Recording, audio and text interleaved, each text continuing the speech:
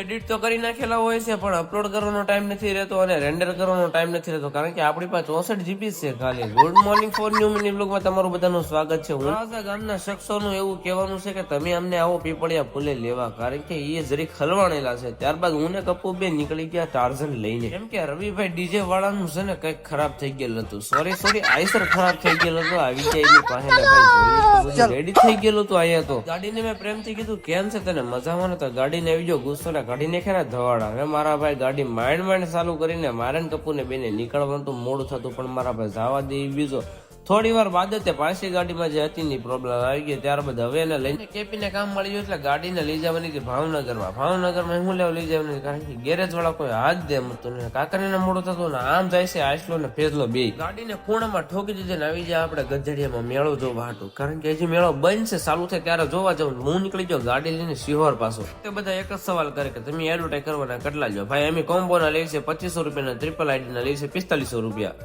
લેવાય કે ન લેવાય?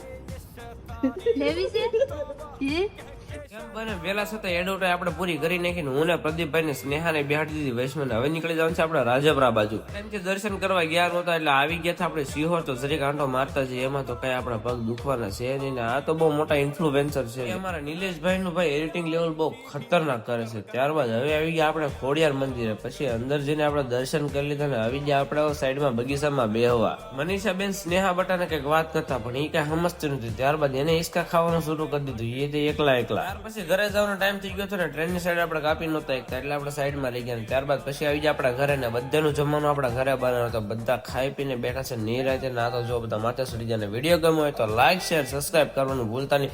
મળ્યા પાછા નવા વિડીયોમાં. ત્યાં સુધી બધાને બાય બાય.